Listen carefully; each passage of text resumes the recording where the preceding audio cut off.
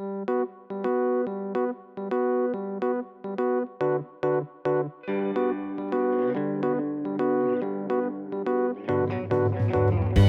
here we are. This is the Newport area of Launceston.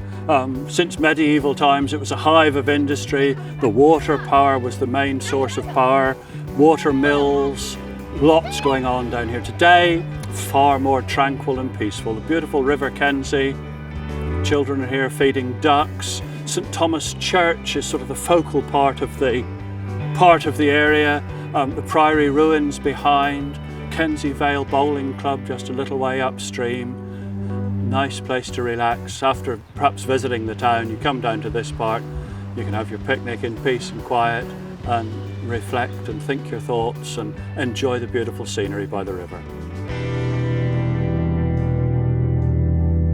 So when people come and see the Priory, it looks just like a tumble of old stones.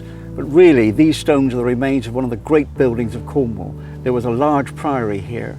Choirs, a great altar, tombs of the priors, places where the monks sat and wrote, administered their estate.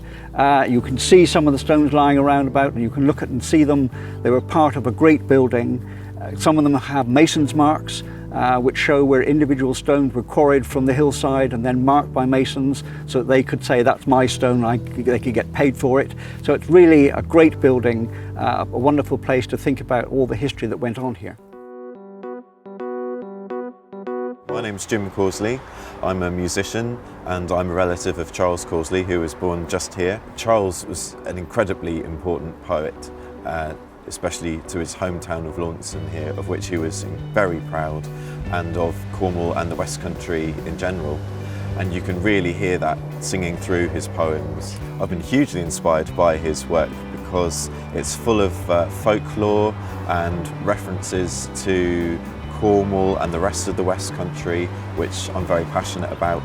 I think his poetry works very well for adults and children. A lot of people say that they blur the lines. You can't always tell which poems are meant for adults and which are for children. People often say that he didn't patronise children in his children's poetry, and they often carry a lot of meaning for both.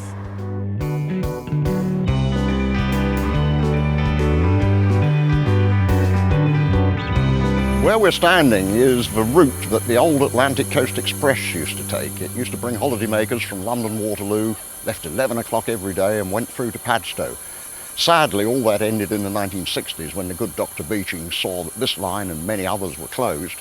And we discovered this line back in about 1971 and thought, you know, Launceston's a jolly good centre. It's got a fabulous town centre, some interesting ruins, and it's midway between the north and south coast and midway between the two moors. That would be a good place to start a steam railway.